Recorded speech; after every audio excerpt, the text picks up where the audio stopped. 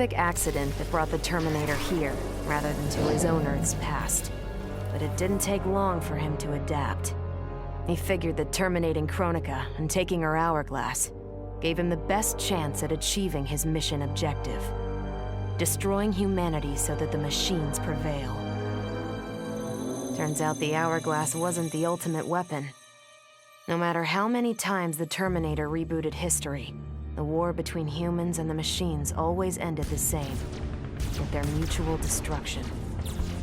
He realized this war was a losing game. The only way to win was not to play. So the Terminator used the hourglass to build a future where machines and humans don't fight. They cooperate. The Terminator knew that to preserve this future, no one else could learn about the hourglass. The information stored in his machine mind was dangerous. It had to be eliminated. That's why the Terminator threw himself into the infinite depths of the Sea of Blood. No one would ever find him, or unlock the hourglass's secrets. If you could ask him about it, he'd tell you he made the only logical choice. But in my book, that machine's a hero. Not every devil in hell, until Netherrealm invaders showed up to piss me off. It would have cost a lot of power fighting them alone.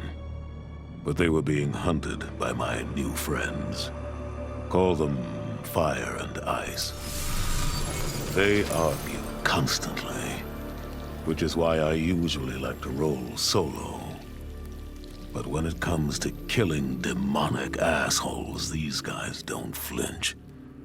I can get along with that. The Grandmasters tipped me off to Kronika. Said she was resurrecting some Netherrealm god named Shinnok. But that's not happening on my watch. Kronika's just as much a devil as Malbosia. Both make promises, both tell lies, both underestimate me. That's why I'll make a new hell for them, where they can burn together for eternity.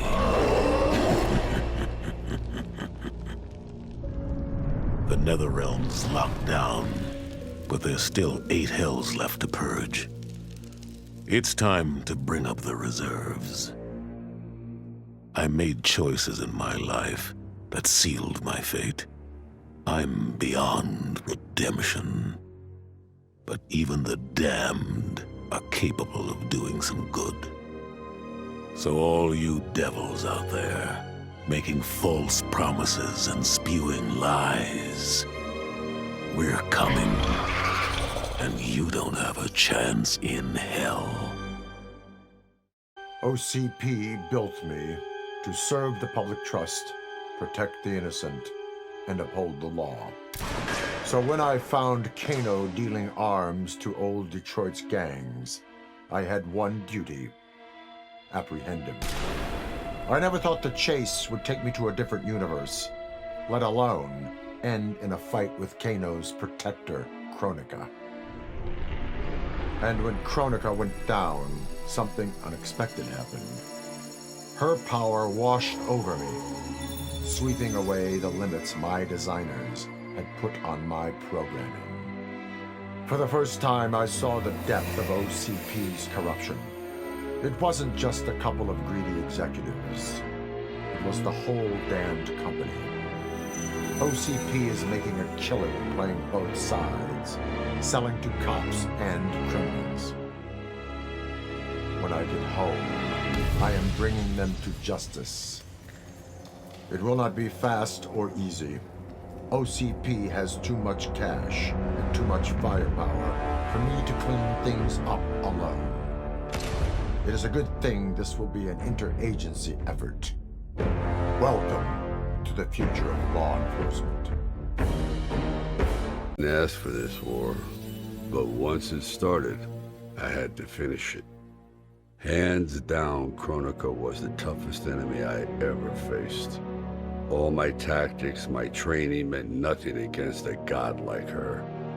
In the end, it was a battle of wills. It never occurred to me that for winning, I'd get her hourglass. At first, I hoped to right every wrong in history. But then I figured out doing it meant I'd have to decide the fates of billions. Picking who lives and who dies for eternity? It was going to kill my soul. I'd end up no better than those old men who sent us off to war, not giving a shit about what would happen. And that's not the man I want to be. It's time to walk away, for good this time, leaving the pain and the ugliness behind. After all I've been through, I've earned a little.